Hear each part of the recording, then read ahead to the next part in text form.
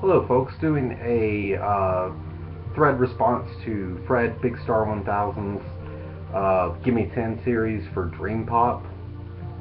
Just wanted to say something really quick about the Gimme Ten series that Fred does. I'm just a huge fan of it. I have been turned on to so much amazing music through Fred in this series. It's such a great resource for all of us to have in the vinyl community and for music lovers everywhere. Where on earth are you going to hear about this music um, but the Gimme Ten series? You're not going to find it on Pitchfork or anywhere like that.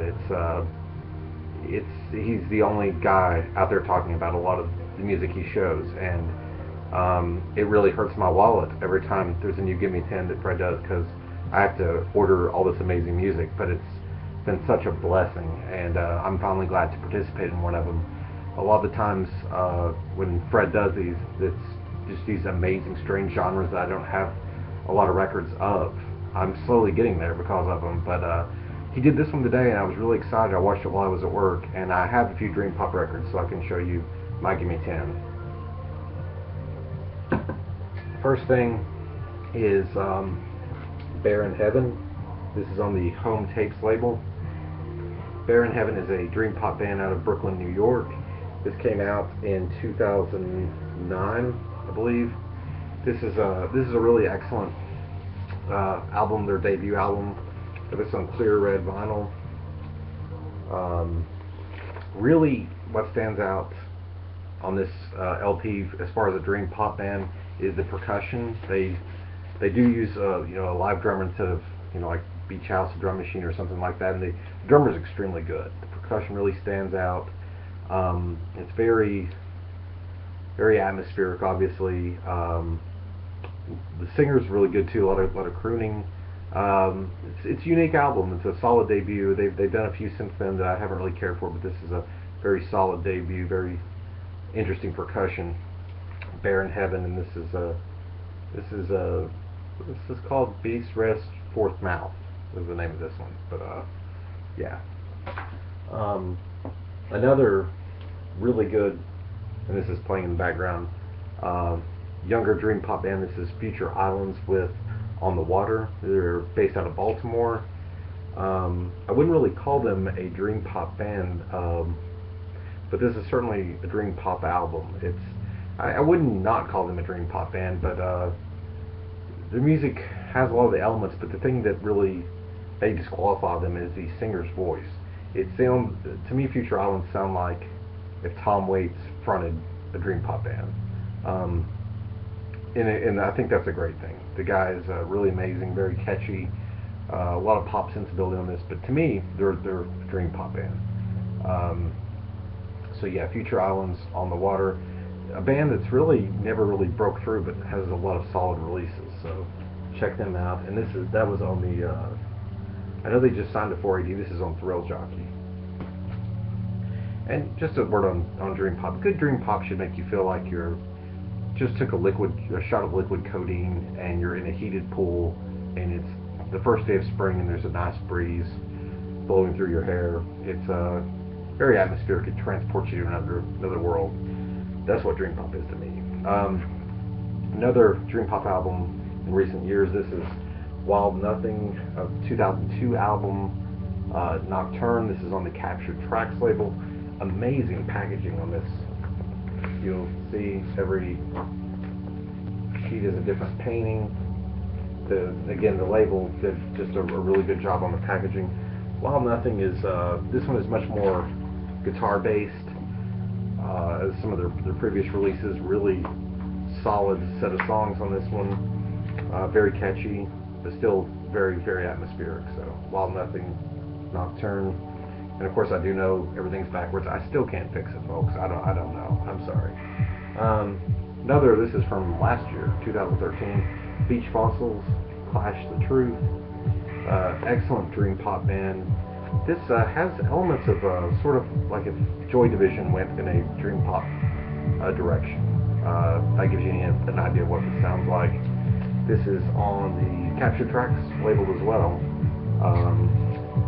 It's just there's a gatefold on this. See, there's that Future Islands album. Yeah, this is a very solid release. Fred, in your video, you showed Panda Bear's, wasn't his debut album, but I really love that Panda Bear album you showed. So I was going to show Tomboy.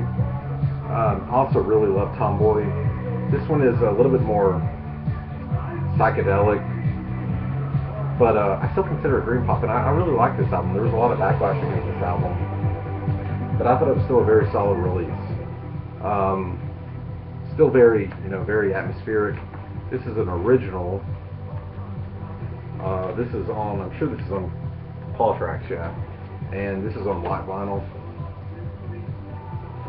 Like I said, a lot of folks did not like this album, or thought it was underwhelming after Person Pitch, which Person Pitch is one of those, as you said, Fred, just a perfect album. It's a masterpiece. It's going to be impossible to follow that up with anything, but I thought he did an excellent job with Tomboy. I really liked it. I think Tomboy is due for a critical reevaluation. It's a much better album than people give it credit for. Another one you showed in your video, Fred, was Beach House's Bloom, which I agree with you is to me it's Beach House perfecting their sound. It's probably their strongest release for sure. But since you didn't show it, and I don't feel like we can do it, I can do a top 10 or Gimme 10 series without Beach House. And this is of course Teen Dream. Until Bloom came out, I thought this was definitely the most solid album. With Beach House, I feel like every album they get better. With the next one though, I really hope that they do branch out a little bit and try some different things with the sound. I think there is a danger with Beach House becoming a bit redundant if they keep going with the same sounds. It would be nice to see them experiment with some more instrumentation, because I really felt that Bloom was just a statement of perfection with that sound that they've been working with over the years. This of course is on the Sub Pop label, 2 LP. Got that very distinct Sub Pop label there, and this is just perfect, and it just flows so beautifully from song to song. It feels like one just amazing dream, just beautiful music. Beach House, Teen Dream. This is a band that I would not classify at all as a dream pop band, but I think this is a very close to a dream pop record. Deer Hunter's Microcastle. Just the reverb on Bradford's vocals, the way this album is mixed, it feels like a dream to me. This is also on white vinyl. The reoccurring thing here is white vinyl. This is on the Cranky label. Again, Deer Hunter explores a lot of genres. Some of their music I would classify as psychedelic. Some of it I would classify as garage rock. Some of it's shoegazy. This, to me, it really does sound dream poppy, especially the opener, Twilight at Carbon Lake. To me, that's very dream poppy. So an example of a very diverse band that sort of made an album that I would consider dream pop. A few more here. Washed Out. This is on the, I believe this is on Sub Pop. Yeah, this is on Sub Pop from 2011. This is called Within and Without. Technically, this would be considered chillwave, I suppose. To me, I don't see a big difference. We can talk about semantics in the vinyl community if we want, but I don't see a big difference between shoegaze and dream pop. Shoegaze, between chillwave and dream pop. I suppose chillwave is more electronics based, more loop based. But to me, this is dream pop. I would put this in my dream pop section. And besides, chillwave is dead, is what all the hipsters say. So this is on white vinyl yet again. This is, to me, in my opinion, this is Washed Out's best album. Just a solid set of songs that has that dreamy atmosphere. Got to keep going if I want to get this. It's gonna be tough to get this at 10 minutes. This is a Knoxville band from where I'm from. Cool Runnings. I've shown this before. This is their LP, Dracula is the Only the Beginning. You can find this at DraculaHorse.net. This is free to download. To me, this is dream pop. It's very atmospheric. Again, makes you feel like you're just just floating through Mars. Just beautiful, psychedelic dream pop type stuff. Really, really good. Under an unfound band that's just excellent. And lastly, dream pop band M83, Hurry Up We're Dreaming. M83, I really like some of their earlier work better than this. I did want to include this because it was the only M83 piece I had on vinyl. It's a decent album. I think this is a little bit overrated, to tell you the truth. I like the ones before Saturdays, Youth Saturdays, or whatever it was. I think that was probably a better dream pop album. But they're a talented band. I just think this is a bit overrated, but it's good. I would consider it, good, and it's dream pop. So there you go. That's my Gimme 10.